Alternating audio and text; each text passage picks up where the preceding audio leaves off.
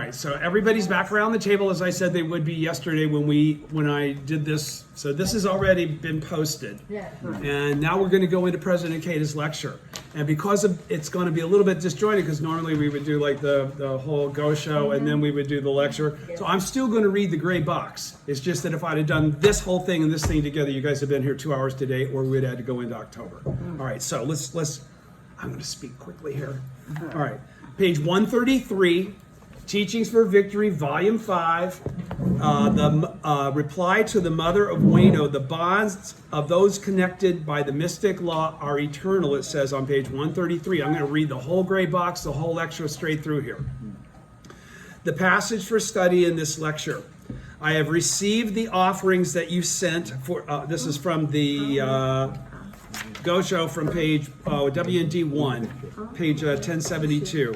This is on 133 of the lecture of Teachings for Victory 5. He says, I have received the offerings that you sent for the 49th day ceremony marking the passing of your son, the late Nanjo Shoichiro Goro. As noted on the list, they consist of 2 strings of coins, 1 horseload of polished rice, 1 horseload of taros, pounded bean curd, konnyaku, 1 basket of persimmons, 50 citrons, and other items. For the sake of your son's repose, I have recited the entire Lotus Sutra once, and the verse section of its lifespan chapter several times, and chanted the Daimoku hundreds of times. The sutra known as the Lotus Sutra is a scripture that has no match among all the sacred teachings of the Buddha's lifetime.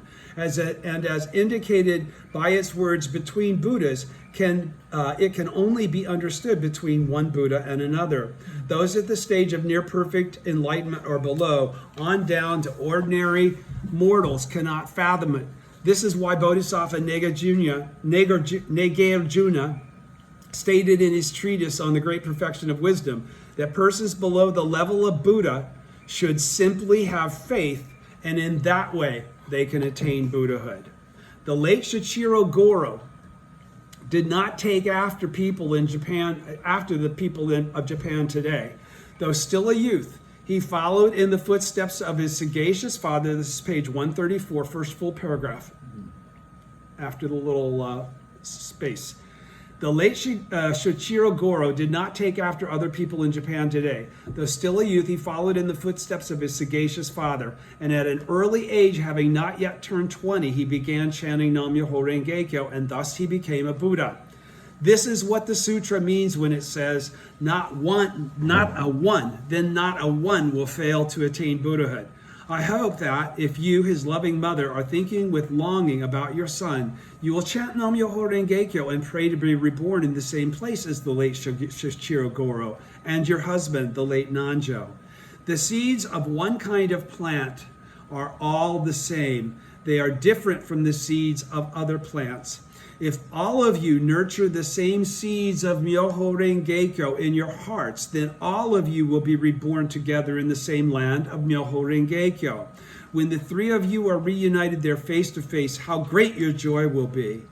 Now, when we open the Lotus Sutra and read what it says, we find these words: the thus come one will cover them with his robe, and they will also be protected and kept in mind by the Buddhas who are now present in other regions. The meaning of this passage is that the Buddhas of the 10 directions will all assemble in throngs and fill in the lands of the east, west, north, and south in the 8 directions, the major world system, and all 410,000 million Nayutas of lands. They will be seated side by side like the stars in the heavens, or the rows of rice and hemp plants on the earth, and will guard and protect the votaries of the Lotus Sutra, just as the various ministers and subjects guard and protect the heir of a great ruler. It was this splendid sutra that the late Shoichiro Goro put his faith in, and through which he attained Buddhahood. And today, on the 49th day following his passing, all the Buddhas have surely gathered around him in the Pure Land of Eagle Peak, seating him on their palms, patting his head, embracing him and rejoicing, welcoming him with the affection as one would welcome a moon that has just risen or blossoms that have just burst into bloom. When we consider why the Buddhas of the 10 directions throughout the 3 existences should so firmly protect the Lotus Sutra, we come to understand that it is only natural For the Lotus Sutra is the father and mother of the Buddhas of the three existences and the 10 directions. It is their wet nurse and their Lord. From 1074 and 1075. Continuing then, he goes, this is the end to 1076. On the other hand, if a country should oppose this sutra, then no matter how sincerely its people may offer up prayers, that country will inevitably experience the 7 disasters. You may be certain that it will be overthrown and destroyed by another country, like a ship that encounters a storm in the midst of the ocean, or like grass and trees that are withered by a great drought. In a similar manner, in Japan today, no matter how prayers are offered up, because the people make light of Nichiren and his followers, you're included in that now.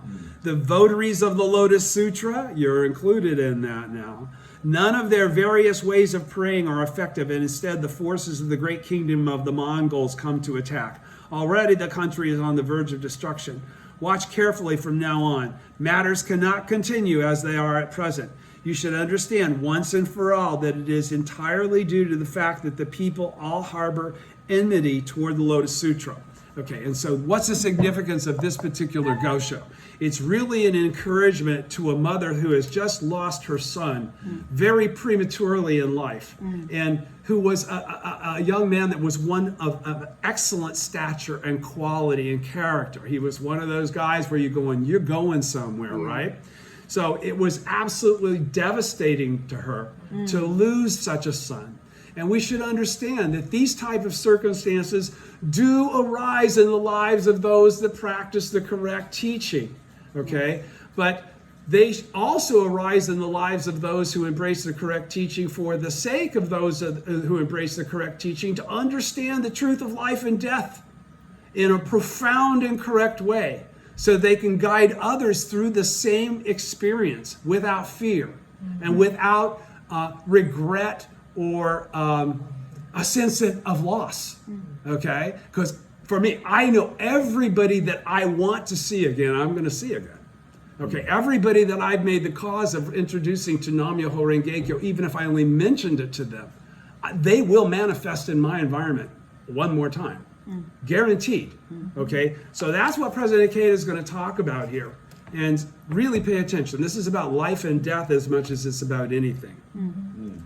The lecture starting on page 136. Know thyself. This is one of the most famous statements of ancient Greek philosophy. It can be understood in the that was Aristotle or something, right?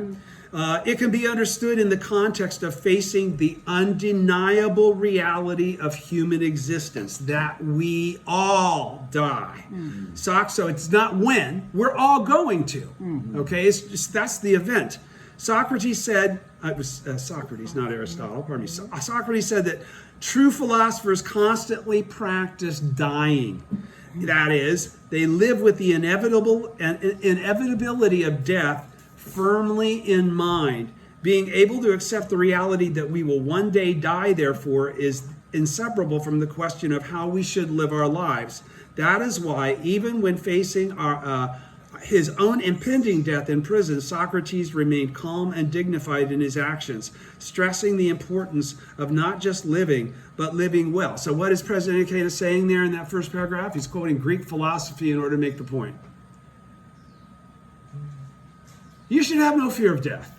If you understand the teachings of the Daishonin, there should be no reason for you to fear death, actually. If you have faith in that teaching, there is no reason to fear death. Therefore, you shouldn't be shocked if you die. You shouldn't assume you will live a long life. You shouldn't put off the responsibility of doing things in this moment that you could in this moment for a future moment that you don't ever know is really going to come to pass. This is how you maximize your time in this world, okay, so that you can live and die in the realm of Buddhahood. Okay, birth and death in the realm of Buddhahood is the whole idea. It means that you were born as a bodhisattva who had taken the vow to appear as a bodhisattva, though you're really a Buddha because you're a bodhisattva of the earth. Okay, and carrying that through your life as it relates to fundamental responsibility of what you're here to do. Okay, if you don't experience, if we don't all experience the same kinds of trials and tribulations, that the rest of the people that we're trying to create salvation around by introducing them to the correct teaching, we won't have anything in common with them when they have the difficulties that will arise in their lives. We won't have any wisdom based on our life to share with them that might touch them in a way that changes their life. Do you understand? Okay, so this death firmly in mind, that is, live with the inevitability of death firmly in mind. That is definitely something I try and do at the age of almost 70 now. I didn't do it much until I started hitting about early 60s. That was the first time I really started thinking about the fact that you're getting kind of old. Okay, so keep that in mind. He goes, okay, continuing at the bottom of page 136, first column. Why is it that we fear death? From one perspective, perhaps it is because it seems to involve cutting off all ties, the cutting of all ties. But there are things that death cannot separate us from, the treasures of the heart. That's the karma that we've created in this lifetime, the relationships that we've created and sustained in this lifetime through our own efforts, through our own daimoku. The things that cannot separate us from, the treasures of the heart and life-to-life bonds that endure forever throughout the three existences of past, present, and future. The bonds among those connected by the mystic law are eternal and indestructible. So the bonds of those connected by the mystic law are eternal and indestructible. Okay, what is the bond that holds the people at this table around this table to each other? Like I said before, we don't hang out. Okay, it's not that we're not friends. We all love each other, I feel, but we don't hang out. The reason that we're here together is because of the bonds among those connected by the mystic law. That's why we're all sitting here. And because you guys are sitting here, I'm talking after 50 years, okay? I'm saying some demonstrative, declarative kind of things. I'm going way out on a limb, but I'm not. I'm fulfilling my mission, okay? And I couldn't fulfill it without you. And were that not being the case, the people that are viewing this now, seemingly everywhere, okay, would never have had that opportunity accessible to them, okay, to have these mini Go shows read and explained. It makes it a lot easier to understand what's being said. I've already had too many people tell me that to not believe it's the case. All right, so continuing on page 136, a sound view of life and death enriches our lives. So he's saying that this isn't just for the sake of you believing in the philosophy of Nietzsche and Daishonin. This is really for you to be able to be a capable person in life and a person filled with a correct understanding of life so that you can not only mitigate things in your life, but lead others. All bodhisattvas of the earth are leaders of mankind. Do understand that, right? Yes. Okay. You're leading everybody toward pacification of land through the propagation of the law. Kosen Rufu. When I was young, the President Ikeda continues, 136, second column, under a sound view of life and death enriches our lives. He says, when I was young, my doctor told me that I was in such poor health that I would probably not to live to the age 30. Nonetheless, I was ready to give my life if it meant I could protect my mentor, second Soka Gakkai President Josei Toda, who was propagating the law with selfless dedication. Now, again, President Toda's selfless dedication ultimately kind of shortened his life because he did burn himself out trying to get this all jump-started, okay? But Mr. Toda urged me, live out your life. I want you to live a long and full life so that you'll be able to carry on in my stead, said mentor to disciple.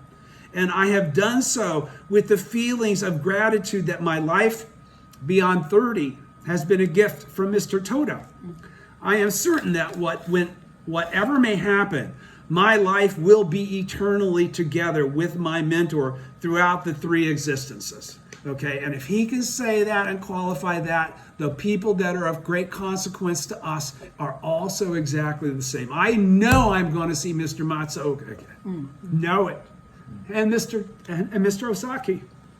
He says, continue on page 137. In an account of his own search for truth. Now that's very significant. isn't it? In an account of his own search for truth. So what does that tell you? We also have to go on that search for truth. And we also have to find the truth as we perceive it and understand it for the sake of those that we're to relate it to. All right? So he says, in an account of his own search for the truth, Nietzsche writes that he thought to himself. So this is contemplative prayer. Do you understand? This is the same thing that we would be doing while we're chanting in front of the Gohonzon. Thinking to ourselves. Who are we thinking to when we're in front of the Gohonzon? It's the 10th world aspect of our own life in reality. Okay? The Buddha nature that's being reflected in the Gohonzon into our life is our own life. Okay? He says, he thought to himself, I should first of all learn about death and then about other things. So if the Daishonin says that, he's encouraging us to also perceive that truth. But once you whip the fear of death, then you can endure anything. Okay? Because you're not afraid of death anymore. Okay? Seriously. Seriously. You don't have to view death as an ending. Death is actually always a beginning. Okay? When do you collect the benefits that you've accrued through your actions in this lifetime? In your next lifetime. So it's the beginning of you being able to cash in on that fortune that you've created in this lifetime. Do you understand? It's eternal. Don't misunderstand what I'm saying. But we're constantly accruing greater and greater and greater level of benefit. It never maxes. All right? And again, this Gosho is from WND 2, page 759, and I'll get it to when I get it to the notes. He says, a sound view of life and death enriches and deepens our lives, President Keita continues. From the perspective of the originally inherent nature of birth and death, taught in Nichiren Buddhism, death can be viewed as an expedient means to get you from one life to the next, but not have to enter that next life in an old broken down old body. Okay? Can be viewed as an expedient means functioning to enable us to lead better lives. In this chapter, because the other thing is that the challenge of not dying will also force us to focus on faith at some point in time. Okay? As we actually begin to approach that, I don't fear death, or do I? You won't if you have the life condition of the Buddha. Okay? And you instill that in your life every day through Daimoku to the Gohonzon. Okay. It continues, in this chapter, let us study reply to the mother of Ueno and ponder the Daishonin's profound view of life and death, which we should hopefully adopt as our own. The first column, page 137, profound compassion for a bereaved mother. This is from the Gosho. I have received the offerings that you sent for the 49th day ceremony marking the passing of your son, the late Nanjo Shoichiro Goro. As noted on the list, they consist of 2 strings of coins, 1 horseload of polished rice, 1 horseload of taros, pounded bean curds, konnyaku, and other items. For the sake of your son's repose, I have recited the entire Lotus Sutra once and the verse section of its lifespan chapters, several times, and chanted the Daimoku hundreds or thousands of times. The sutra known as the Lotus Sutra is a scripture that has no match among all the sacred teachings of the Buddha's lifetime. And as indicated by its words, between Buddhas, it can only be understood between one Buddha and another. Those at the stage of near perfect enlightenment or below, on down to ordinary mortals, cannot fathom it. This is why Bodhisattva Nagarjuna stated in his treatise on the great perfection of wisdom that persons below the level of Buddha should simply have faith, and in that way they can attain Buddhahood. Continuing, page 137, second column, President Keita's lecture. Nanjo Shoichiro Goro, the younger brother of Nanjo Tokimitsu, one of the Daishonin's leading disciples in the Fuji era of Suruga province, died a sudden and untimely death at the young age of 16 on September 5th, 1280. He was the beloved youngest son of the lay nun Ueno, and a loyal and supportive brother to Tokimitsu. Less than 3 months before, on June 15th, the two brothers had visited Nichiren together. So they had just been to see the Daishonin at Minobu within the previous 90 days of his death. In his letter of condolence dated September 6th, the day after Shichiro Goro's death, the Daishonin lauds the deceased young man, saying, "What a fine and spirited lad he was."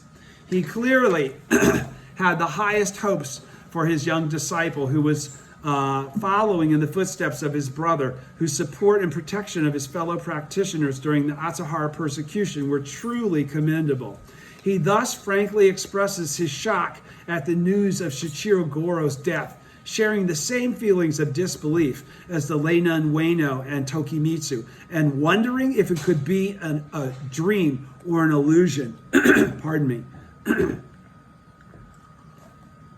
Excuse me. And all of this is quoting a Gosho from volume 2 on page 887, which is, I think, the first Gosho that he wrote right after he had found out before this 49th anniversary date. The Daishonin was above all concerned, in the first full paragraph, first column 1 and 38. The Daishonin was above all concerned about the emotional state of the mother, who he knew must be grieving. She had been pregnant with Shichiro Goro when her husband Nanjo Hyoei Shichiro died. So intense had been her grief that she had felt that she wanted to die herself, but her unborn son had given her a reason to go on living. She had poured all her love into raising this precious child, who had grown into a solid, good-looking, fine young man of whom she was very proud. Nichiren, therefore, empathized with her sad loss, seeking to comfort her in her grief. A new month came around, and the date for Shichiro Goro's 49th day Memorial Day service approached. Even though a few weeks had passed, most likely the lay nun Ueno had still not come to terms with her son's death. Yet she may have felt she had to do something. Out of a wish for Shichiro Goro's eternal happiness, she had no doubt decided to make an offering to Nichiren and ask that he offer prayers for her son on the 49th day memorial. Appreciating the lay nun's feelings, the Daishonin readily complied. At the beginning of this letter, he informs her that, as part of the memorial service, he recited the 28 chapters of the Lotus Sutra, the verse section of its lifespan chapter several times, and chanted Nam-myoho Renge-kyo hundreds or thousands of times. Although the practice of conducting memorial services for the deceased every 7 days up to the 49th day after their passing did not exist in Shakyamuni's time, it had become a deeply established custom in Japan in the Daishonin's day. The Daishonin responded to the lay nun Ueno's earnest request with warmth and compassion. Second column, page 138. A certain path to Buddhahood. And what does that say? What's a certain path? That's one that will absolutely get you. It's certain to lead you to Buddhahood. That path is certain to lead you to Buddhahood. It's not maybe going to lead you to Buddhahood. It's not going to might lead you to Buddhahood. It is a certain path, because lifetime after lifetime, you keep trying if you don't make it in this lifetime. Once you've had the name and the words of the name and the words of the truth revealed to you, your karma's changed. Okay? You're no longer just a common mortal. You're a Buddha in process. He says, continue with the lecture. After confirming that he had offered solemn prayers for the late, that's why it's so important to get a person to chant Nam-myoho Renge-kyo even just once. Once you do that, you've put them on a certain path to Buddhahood, whether you can understand it or not. That's the teaching. All right. After confirming that he had offered solemn prayers for the late Shichiro Goro, this is the middle of page 138, second column, the Daishonin proceeds to explain what it is that makes the Lotus Sutra such a wonderful scripture. In fact, he devotes most of this rather long letter, which is why I read the whole thing yesterday, to stressing that the Lotus Sutra is the Buddha's ultimate teaching. He repeatedly reassures the lay nun, telling her to the effect, you can be confident that your son, a practitioner of the mystic law, has reached the Pure Land of Eagle Peak. And when he says a practitioner of the mystic law, what's he saying? Is he talking about a devotee of the Lotus Sutra? No. No. Who is a practitioner of the law? Bodhisattvas of the earth. What makes them that? They chant Nam Myoho Renge Kyo and encourage others to do the same. Okay? So he says he repeatedly reassures the lay nun, telling her to the effect, you can be confident that your son, a practitioner of the mystic law, a disciple of Nichiren, has reached the Pure Land of Eagle Peak. So he's saying, you can't fathom it, but I promise you what I'm telling you is not BS. Okay? You can take it to heart. You can have confidence in it. Because he chanted Nam Myoho Renge Kyo, he has definitely attained Buddhahood, the Daishonin continues. All right? On this 49th day after his passing, all the Buddhas have surely gathered in the Pure Land of Eagle Peak to welcome him with affection as a devoted practitioner of the Lotus Sutra. Okay? Now, do you think that that is basically saying that Shichiro Goro has gone to heaven of some sort and is being embraced by a lot of other entities? No, that's not what's really being expressed. That is what he's literally saying to the lay nun, the mother of Ueno, okay, Shichiro Goro's mom.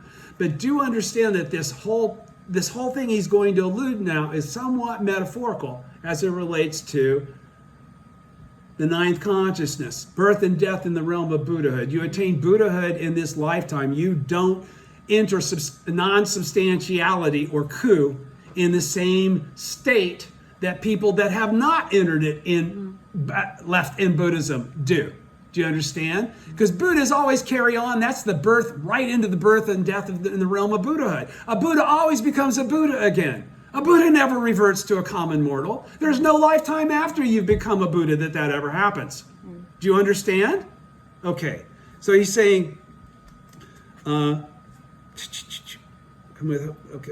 his sincere faith, he will have attained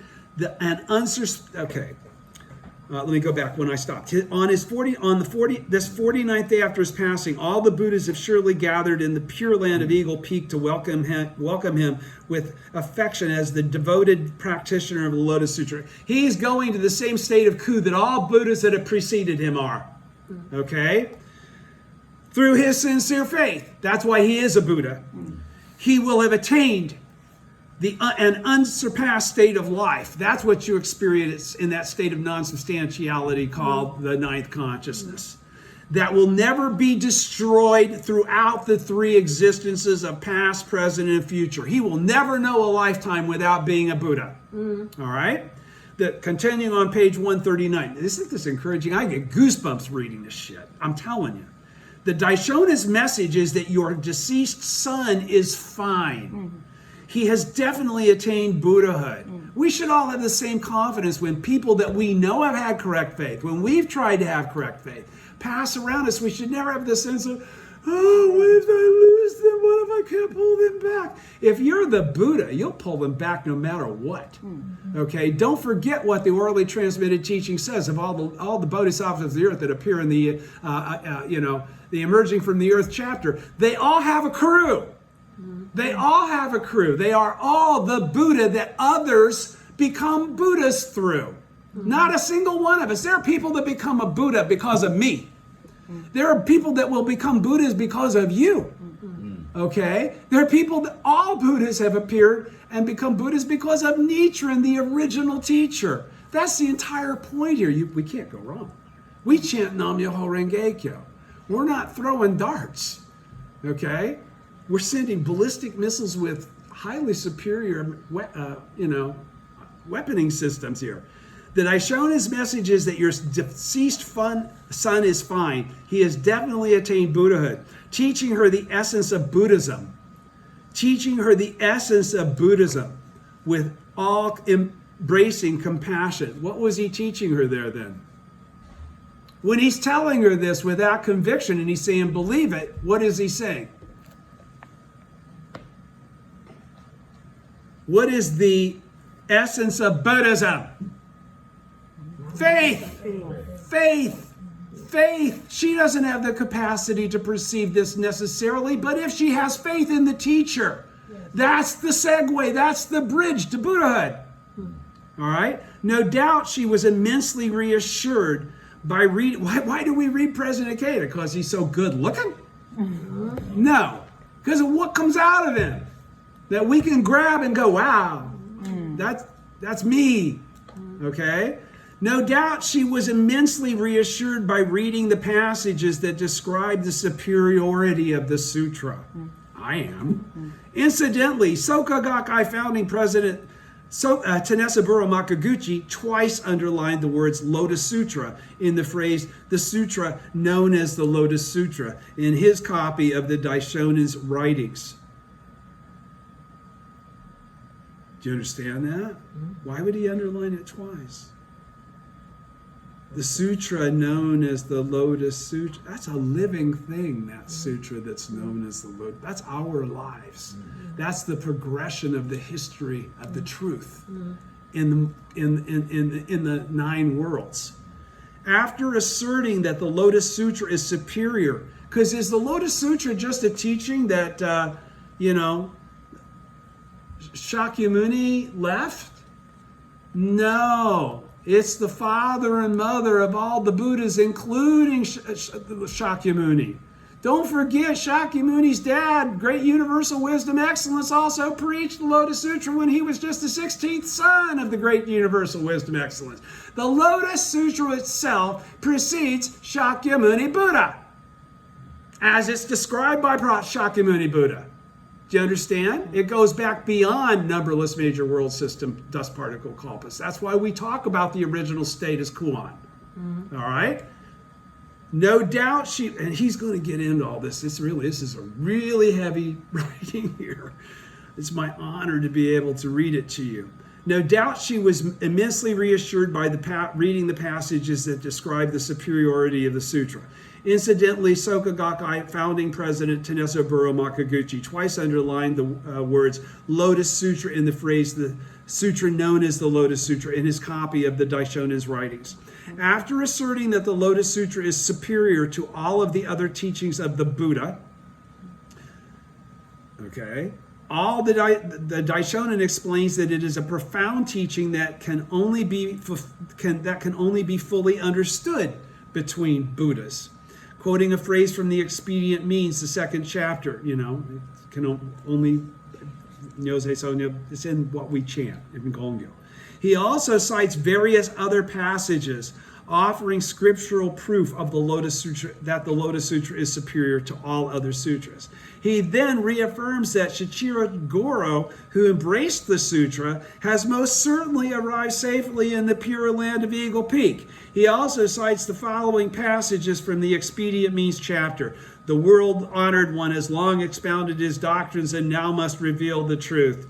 And honestly discarding expedient means, I will preach only this unsurpassed way. He thereby stresses that the Lotus Sutra is the true teaching, which reveals the Buddha's true intent, and that all of the pre-Lotus Sutra teachings are no more than expedient means for guiding people to the supreme teaching of the Lotus Sutra. We should base ourselves on the Lotus Sutra, he says, and not make the mistake of being misled by or attached to teachings meant only as expedient means. To explain the relationship between the true teaching of the Lotus Sutra and the provisional sutras expounded before it, which would be all the mind candy shit, okay, that's necessary to maybe stimulate you at an early point in time. But once you get to the root, source, you discard it. That's what honestly discarding expedient means in the Lotus Sutra. It says, get rid of everything I've said up till now, because now I'm going to say it exactly as it is. I don't have to do it in a manner in which you can comprehend my point.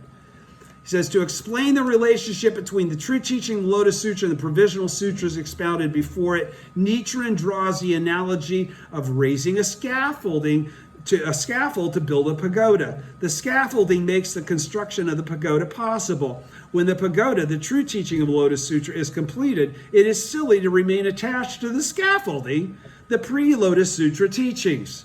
Those who spend their lives chanting the Nembutsu and never once recite Nam-myoho Renge-kyo, he therefore writes, they are examples of the secular saying, seemingly wise, because they got all the mind candy shit to say, sounds cool, sounds like you're pretty deep, got shit nobody else got, but seemingly wise, you're actually foolish because you don't know the truth.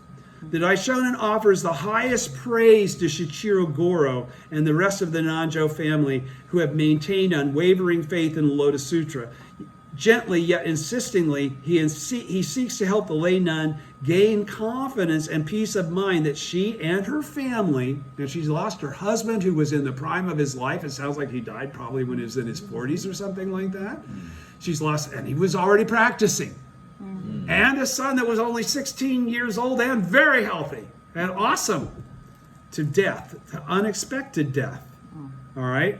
And yet she still maintains her faith in the Daishonin's teachings.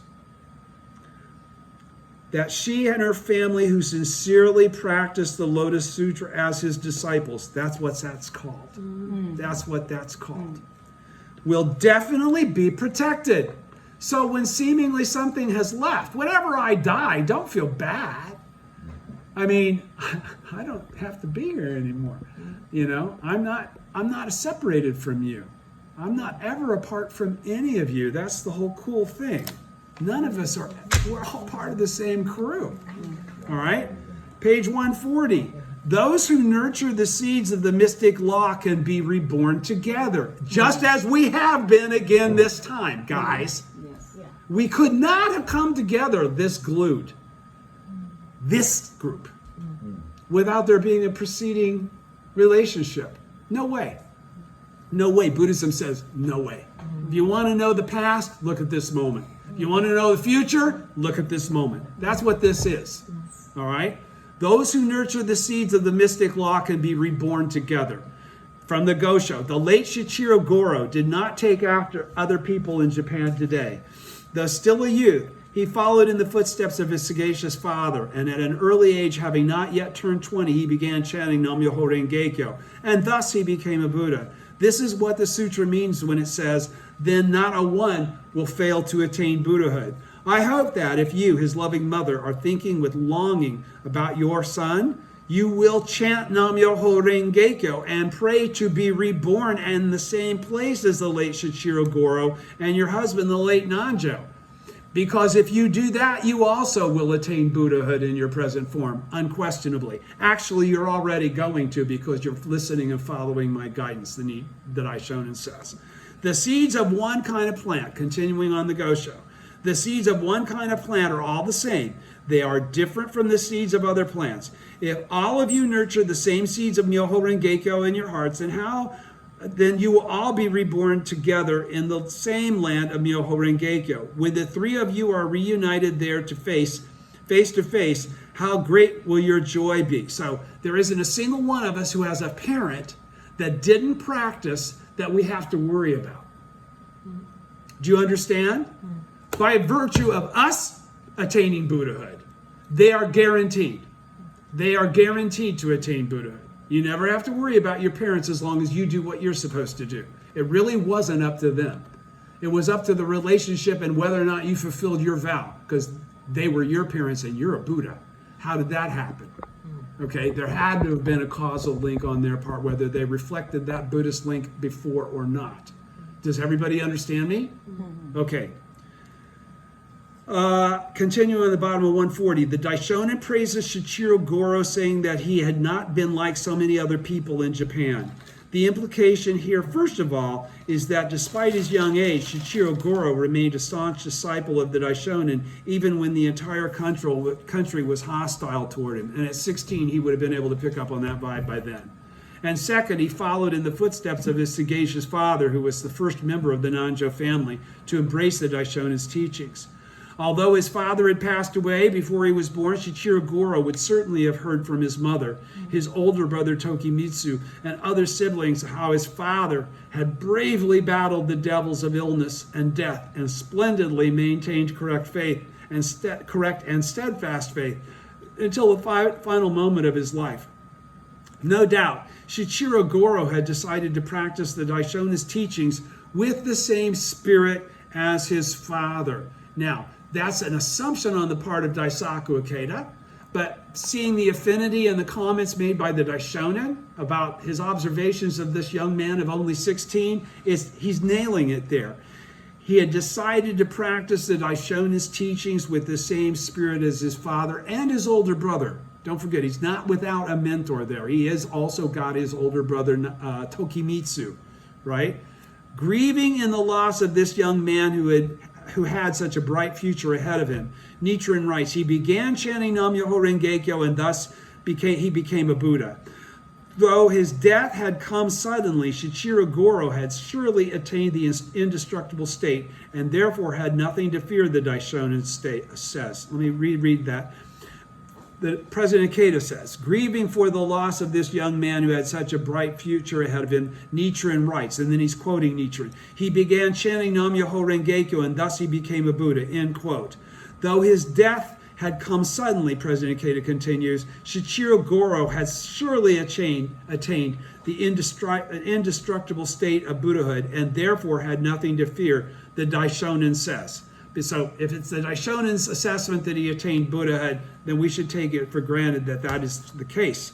In another letter, he also states that Shichiro Goro's father, Nanjo Hyoe Shichiro, had doubtless attained Buddhahood just as he was. Both father and son had gained the supreme state of life because they chanted Nam-myoho Renge-kyo and because they maintained that faith to the last moment of their life. Returning to reply to the mother of Ueno, the Daishonin writes, I hope that if you, his loving mother, are thinking with longing about your son, like, you're dead, I can't wait to be dead, to be with you again. Okay, that kind of longing. That's what he's saying to her. He said, I hope that if you, his loving mother, are thinking with longing about your son, you will chant Nam-myoho Renge-kyo and pray to be reborn in the same place as the late Shichiro Goro and your husband, the late Nanjo. Each of the Daishonin's words must have brightened the lay nun's heart. And he further tells her, if all of you nurture the same seeds of Myoho Renge-kyo in your hearts, and you will all be reborn together in the same land of Myoho Renge-kyo. Could it be anything by chance that your brother's name is in the black bold letters in the middle of that card on my Butsudan that we chant to every time we chant? I mean, come on. No. Did your brother ever practice? But he knew about Nam-myoho Renge-kyo, right? You don't have to do it. Yes, okay, so your brother, this is the exact same phenomena. The exact same phenomena. You should view it that way. You should view it that way about your dad. You should view it that way about your dad, okay? There's no one that we love or care about that is not affected by us focusing that love and care toward them as it relates to the ultimate law of the universe. We are Buddhas. If you think that we're powerless to impact things, you're mistaken and you're limiting your power. All right? He says, when the seeds of Buddhahood are planted in people's lives, and when those seeds sprout and flower, the land where those people dwell is transformed into a Buddha land, not only in this lifetime, but also in the next. He says, all three of them, the father, Hyoe Shichiro, the son, Shichiro Goro, and the mother, the lay nun Ueno, would be reunited in the land of Myoho Renge-kyo. That's a Buddha land. That's a land that has had Kosen Rufu. All right? The causality of the mystic law, transcending the sorrow of death and parting, unites those of common purpose through life-to-life bonds that endure eternally. Nothing can sever their bonds because they're really together because they're all Buddhists. They're so close that they come up familially connected as family members, but the truth is, in the final analysis, they're all Buddhists. That's what they are, more than relatives. Do you understand? Nothing can keep them apart nor obstruct them because they're all Buddhists. All right? savoring joy in both life and death. That makes sense, doesn't it? Right? Okay. It's not because they acquired magic powers. It's because their original state always was and always will be the state of Buddhahood. That is the original state. Savoring joy in both life and death, page 141. Now when we open the Lotus Sutra and read what it says, we find the words, the thus come one will cover them with his robe, and they will also be protected and kept in mind by the Buddhas who are now present in other regions. Now present in other regions. The meaning of this passage is that the Buddhas of the 10 directions will all assemble in throngs and fill the lands to the east, west, north, and south in the 8 directions, the major world systems, and all 410,000 million nayutas of lands. Now, this is the Daishonins from the Gosho explaining this to her. They will be seated side by side like the stars in the heaven, or the rows of rice and hemp plants on the earth, and will guard and protect the votaries of the Lotus Sutra, just as the various ministers and subjects guard and protect the heir of a great ruler. It was this splendid sutra that the late Shichiro Goro put his faith in, and through which he attained Buddhahood.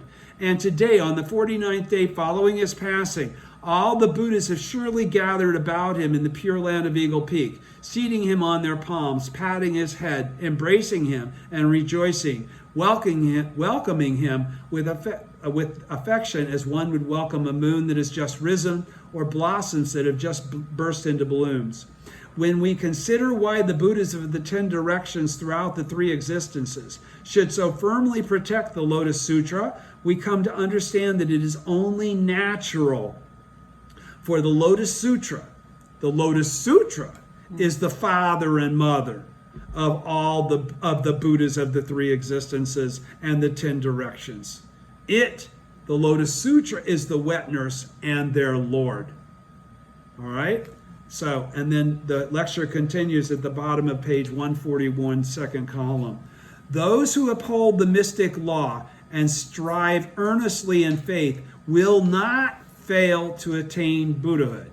Okay, so President Ikeda says what the Daishonin has already said, and this is the promise of the Daishonin's Buddhism. Let me say it again.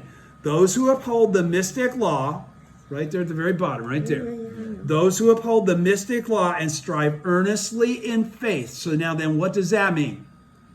Because there's a caveat here. He says, those who uphold the mystic law and strive earnestly in faith. So if you uphold the mystic law, what are you doing? You have a daily practice. You chant every day to the object of devotion, right? And strive earnestly in faith. What is striving earnestly in faith? You do it consistently every day, every day, every day, every day. Okay? And you tell others, you try to participate in the propagation for the sake of Kosen Rufu. You're not a bodhisattva of the earth otherwise. This isn't about you just gaining stuff for the sake of you. You're gaining it for the sake of all mankind. Everything you get. That's why you deserve so much. You're so freaking generous, so fearless, so compassionate. Okay?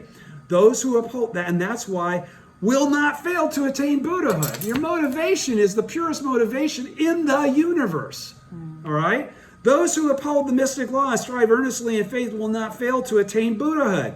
Based on the Buddhist principle, continuing on 142, of the oneness of life and death, they will be Buddhas in life and Buddhas in death. That is that birth and death in the realm of Buddhahood that I was talking about. All right? They have manifest the karma that they were born into this life with in reality. Okay? The Daishonin made this very point when writing elsewhere about the late Nanjo Hyoe Shichiro, noting that when he was alive, he was a Buddha in life, and now he is a Buddha in death. He is a Buddha in both life and death. There is no separation between temporary existence and non-substantiality. They're 2 phases of the same thing.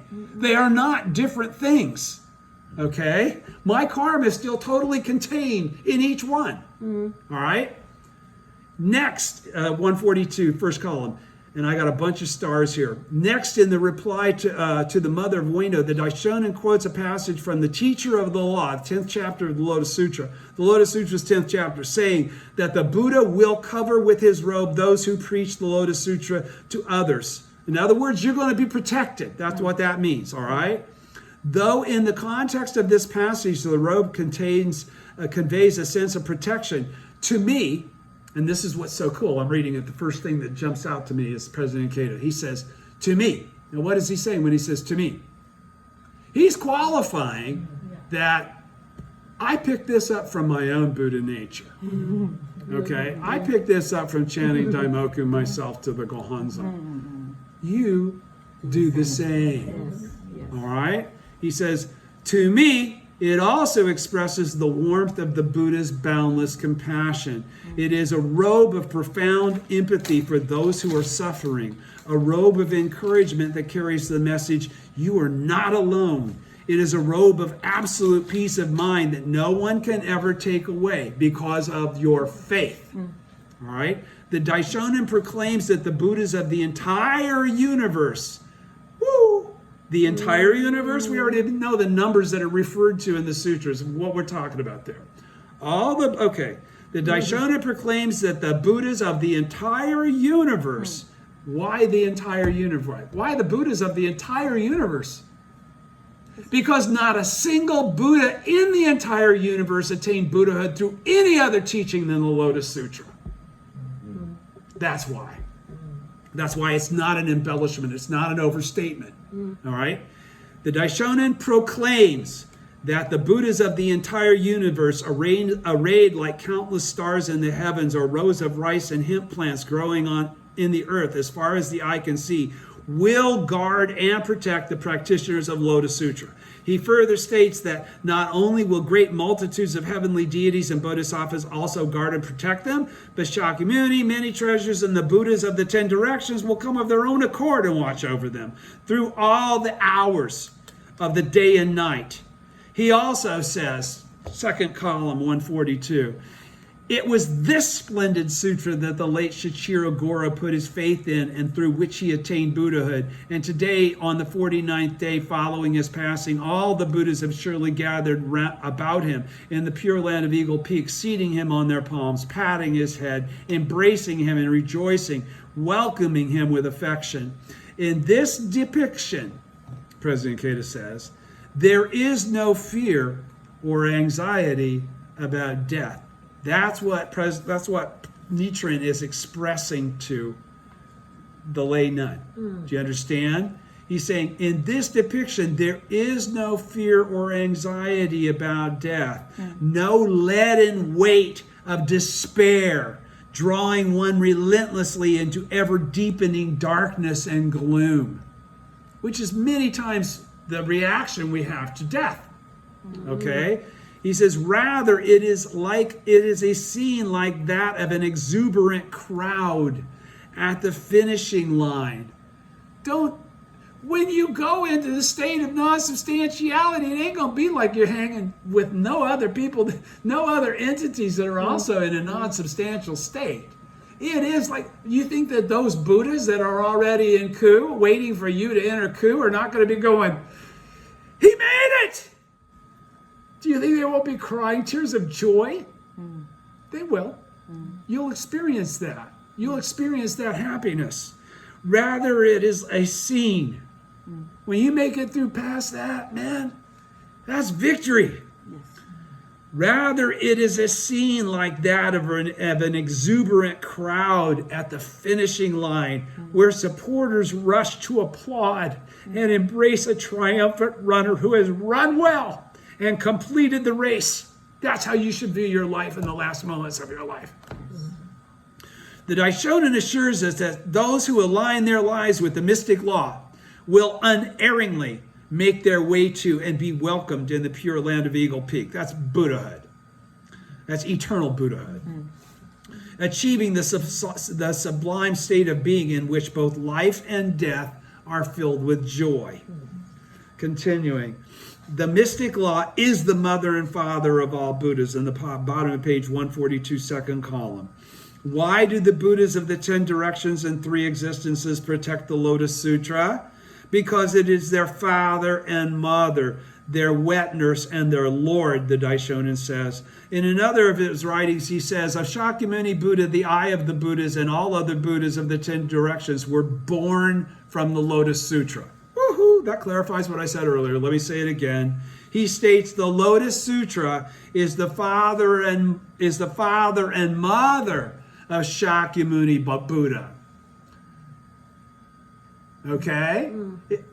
It says that Shakyamuni was given rise from the Lotus Sutra. Lotus Sutra isn't Shakyamuni's.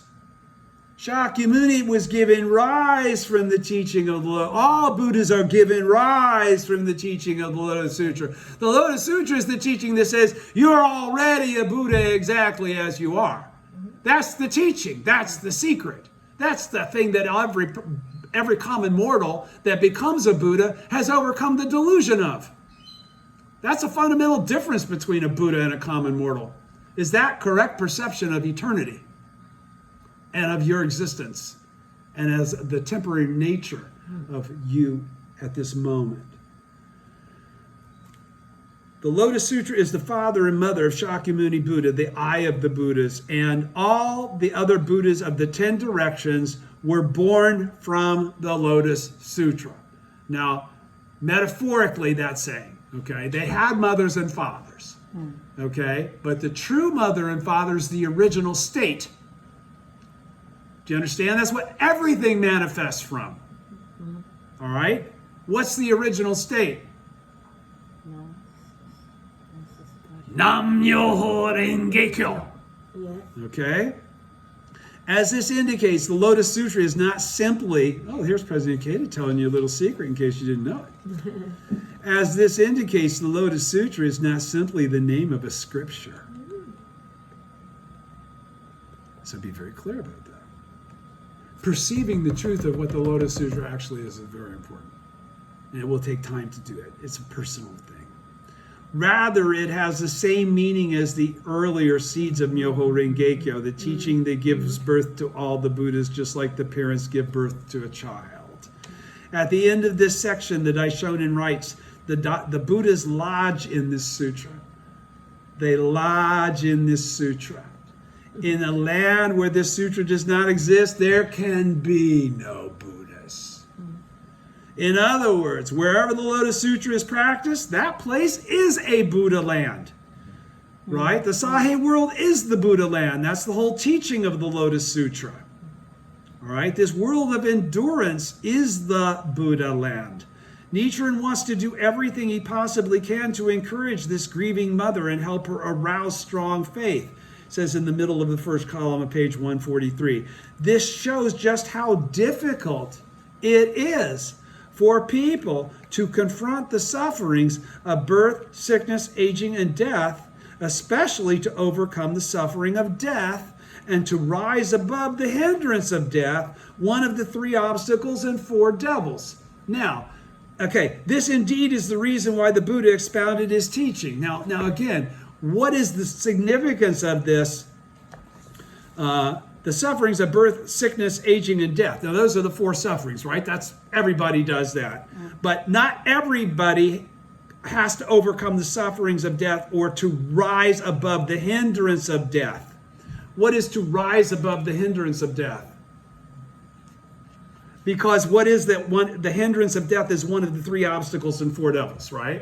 So when do the 3 obstacles and 4 devils come out? Because you're a common mortal? Because you're unlucky? No, because you're on the path to attain Buddhahood. So this, one of the hindrance of death is to be affected by the fact that you're dying and it makes you lose faith. Right there at the finish line, you said, I'm too tired. Or you're the guy that collapsed and became unconscious. That's what it's saying. Okay, Nichiren wants to do everything he possibly can to get this woman on the right track to attain Buddhahood in her present form. Okay, because he could already tell by talking to her she doesn't really think of herself as a Buddha yet. Okay? Nichiren wants to do everything he possibly can to encourage this grieving mother and help her rouse strong faith. This shows just how difficult it is. Do you think it's easy to overcome this hindrance of death? No, only strong faith allows that at the end of your life. Okay? That's the big stopper. Stop you right while you're weak and sick and bummed out. Maybe questioning what's going to happen to you, huh? You still have that strong feeling about how, okay, oh, you're okay, okay. All that weakness has the ability to start pouring out of you at the end of your life. All right? So he's saying, again, Nichiren wants to do everything he possibly can to encourage this grieving mother and help her rouse strong faith. This shows just how difficult it is for people to confront the sufferings of birth, sickness, aging, and death, especially to overcome the sufferings of death and to rise above the hindrance of death. One of the 3 obstacles and 4 devils. This indeed is the reason why the Buddha expounded his teaching. Because if you can't do that, you can't become a Buddha too. You can't become equal to him. The great struggle for the happiness of all people. Back to the Gosho on page 143, and we're very close to being done. On the other hand, if a country should oppose this sutra, then no matter how sincerely its people may offer up prayers, that country will inevitably experience the 7 disasters. You may be certain that it will be overthrown and destroyed by another country, like a ship that encounters a storm in the midst of the ocean, or like grass and trees that are withered by a great drought.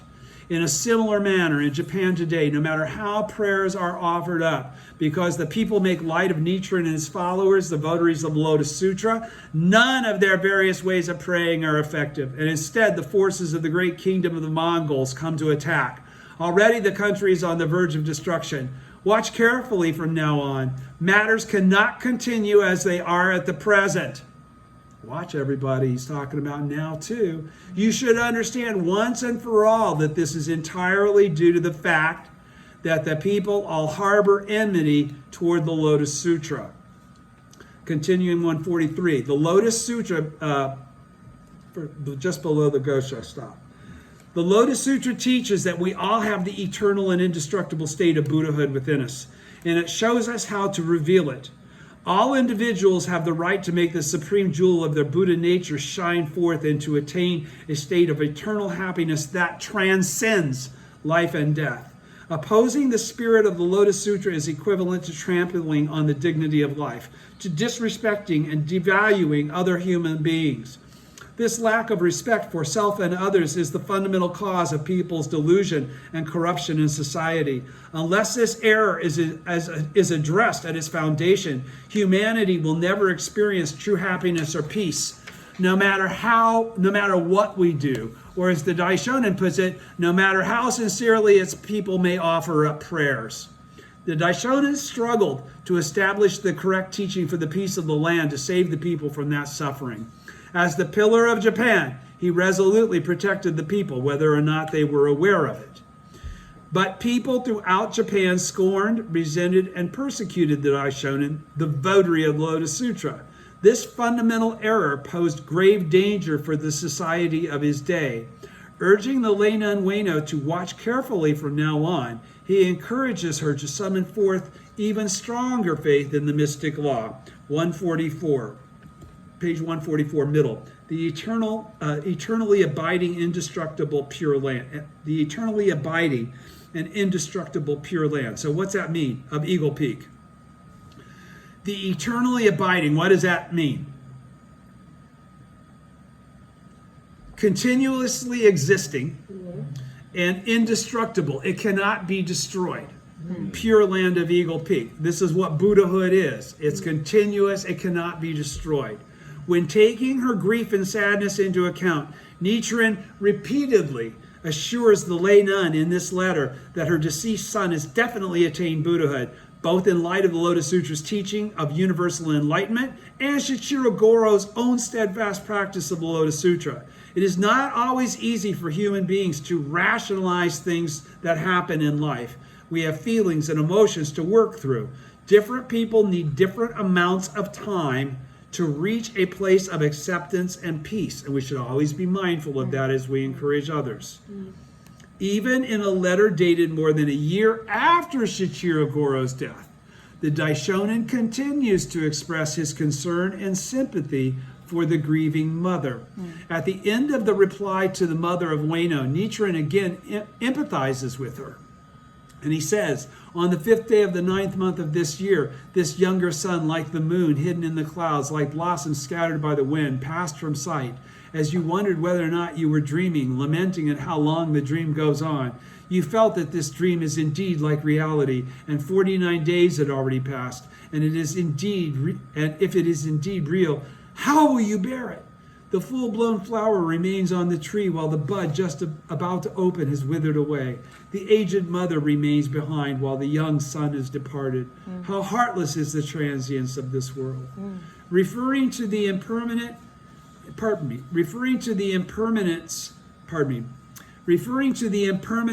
impure land in which we dwell as this heartless world, the Daishonin declares that those who embrace faith in the Lotus Sutra will reach the eternally abiding and indestructible Pure Land of Eagle Peak. Nichiren concludes, your son's father is on Eagle Peak. His mother remains in the Sahe world. I sympathize with the feelings of the late Shichiro Goro, who is in the interval between the two of you. Here he assures the lay nun that Shichiro Goro is in the Pure Land of Eagle Peak, protected and praised by the Buddhas, like his father, Hyoei Shichiro. So there is no need to be concerned. His implication seems to be that if the son sees his mother grieving too intensely, it will cause him to worry. Continuing on page 145, crossing the sea of sufferings of birth and death and in the great ship of the mystic law. Crossing the sea of the sufferings of birth and death in the great ship of the mystic law. One practicing Soka Gakkai member began practicing Nichiren Buddhism during World War II after experiencing a series of personal hardships, including the death of his infant child. Filled with despair, he felt he couldn't believe in anything. But he had an opportunity to meet President Makaguchi, who told him there is only one thing that will enable you to maintain hope in life, and that is faith in Nichiren Buddhism. These confident words inspired him to start practicing. The world in which we live is impermanent and ever-changing. That could have been President Toda, by the way. The world in which we live is impermanent. By the way, are you aware that President Keita lost a son? He's lost a son. Are you aware that President Toda lost a child? I believe a daughter. Okay, so this is not an impossibility or something that never ever happens. And it's regardless of your position in life. Okay, these kinds of things. The Nanjo family was probably the badass family of everybody. They're the ones that did, Taiseki and everything else.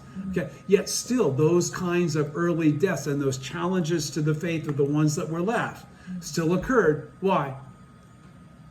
For the sake of us.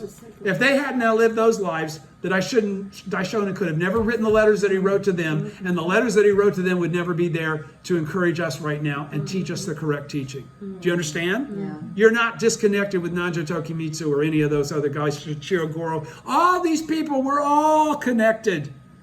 We're all connected. All the bodhisattvas of the earth are connected.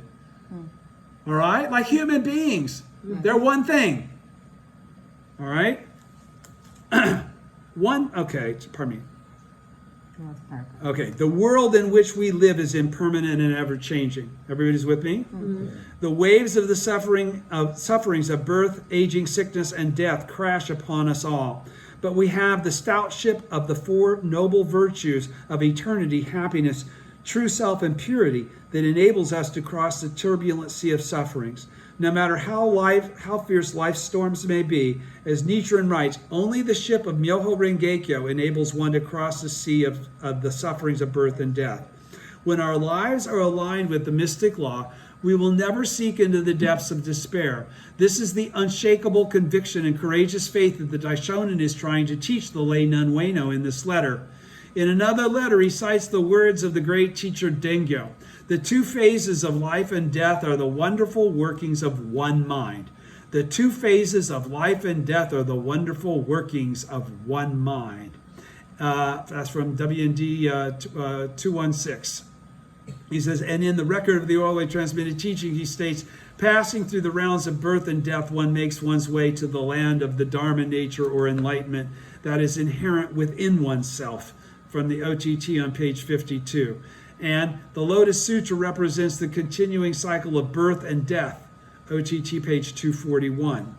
Just as we wake in the morning and go to work and sleep at night to restore our strength for the next day's labors, life and death are the workings of one mind, the wondrous functions of our own lives.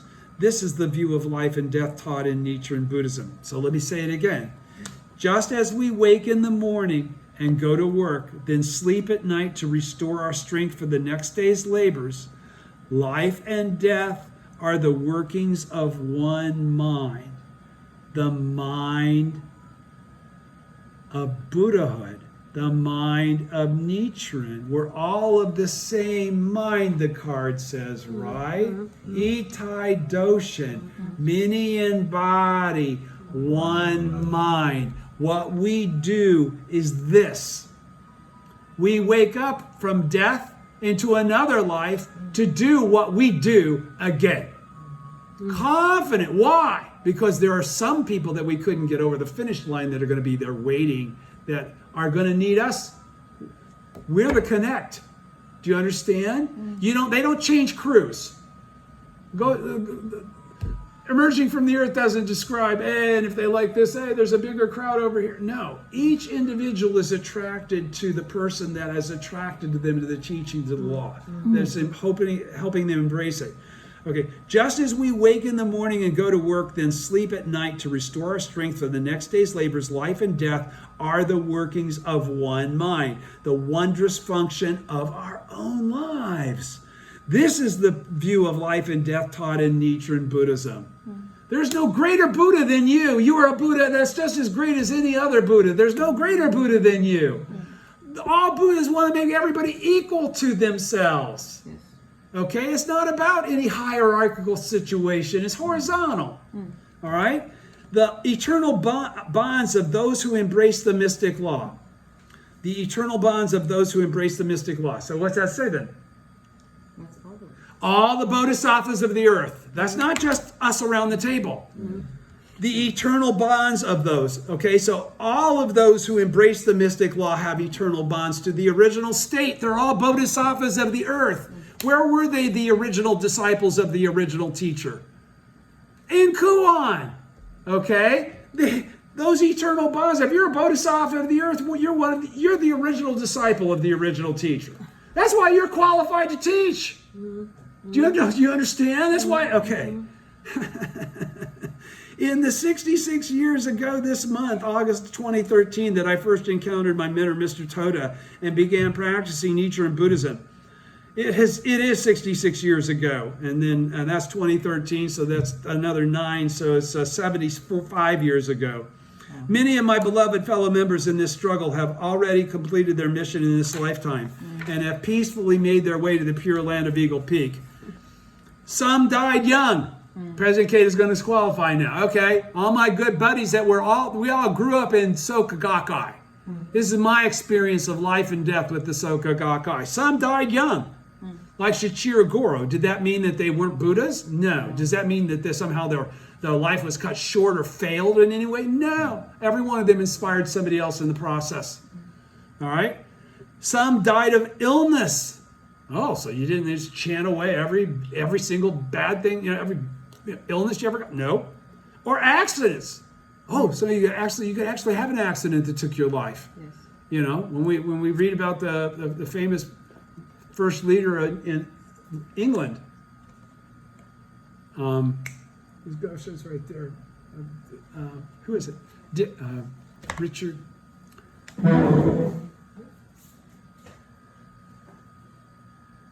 Richard Costin. Pardon me. Richard Costin died in a car accident. Right? Countless people also lost their lives in World War II. And in recent years in particular, far too many have died in devastating earthquakes and other natural disasters. We know that there were members that passed away at Tsukushima. Okay? He says, I chant Nam-myoho Renge-kyo for the eternal happiness of the deceased every single day. And at some point in time, maybe you will too. I have begun. All right? No matter how our civilization advances or science and medicine progress, people will always experience the sorrow and pain of losing loved ones. But as we have learned from this letter, the mystic law and life are eternal, spanning the three existences. From the perspective of Buddhism, the end of this life is the departure toward our next existence. Just another step in the great ongoing story of life itself, which is eternal, as we enact fresh dramas of birth and death with each new lifetime. Life-to-life ties forged in this present existence are not severed or extinguished by death.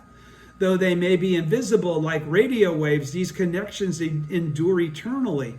And if you don't have that conviction, how can you take advantage of it?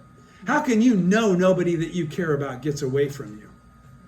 Because you pray with a conviction, you're not going to let them get away from you. And you demand the Gohans that I want them in my lifetime, in my next lifetime.